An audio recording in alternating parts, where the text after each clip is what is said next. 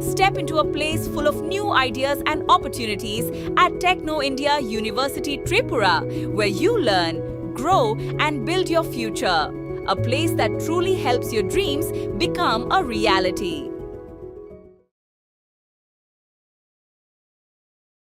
ত্রিপুরা খোয়াই থানার অন্তর্গত এক নবম শ্রেণীর নাবালিকা স্কুল ছাত্রীকে অপহরণ করে ধর্ষণের অভিযোগে চাঞ্চল্য সৃষ্টি হয়েছে।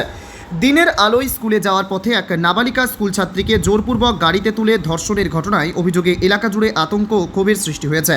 ঘটনায় অভিযুক্ত গাড়ি চালককে গ্রেপ্তার করেছে খোয়াই মহিলা থানার পুলিশ। তবে এই ধর্ষণ কাণ্ডের মূল অভিযুক্ত এখনও অধরা।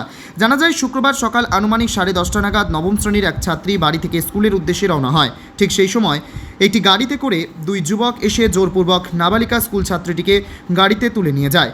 এরপর চলন্ত গাড়ির মধ্যেই রাজেশ দেবনাথ নামে এক যুবক ওই নাবালিকা স্কুল ছাত্রীটিকে ধর্ষণ করে বলে অভিযোগ উঠেছে।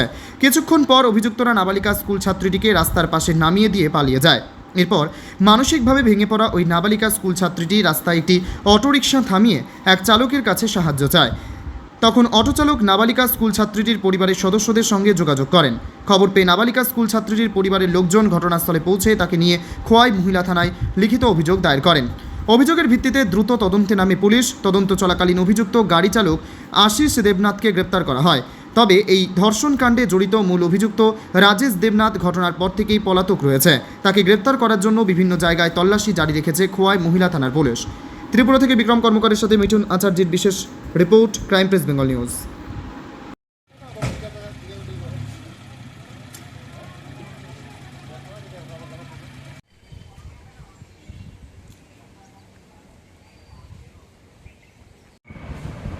গতকাল বাসন্তী টিলা এলাকার জৈনিক ব্যক্তির মেয়ে যখন স্কুলে যাচ্ছিল, এমন সময় আসামি রাজেশ দেবনাথ এবং প্রদীপ দেবনাথ এই একটি মাইনর গার্লকে কিডন্যাপ করে মারুতি গাড়িতে করে এবং রাজেশ দেবনাথ সেই মেয়েটিকে, নাবালিকা মেয়েটিকে গাড়ির ভিতর বলাৎকার করে।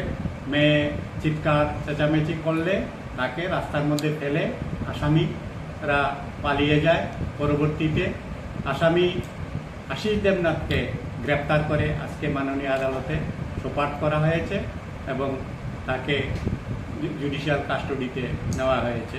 রাজেশ দেবনাথ পলাতক হিসাবে পুলিশ দেখিয়েছে, সে পুলিশের ভয়ে পালিয়ে বেড়াচ্ছে, তাকে অতি শীঘ্রই গ্রেপ্তার করা হবে। Step into a place full of new ideas and opportunities at Techno India University Tripura, where you learn, grow, and build your future. A place that truly helps your dreams become a reality.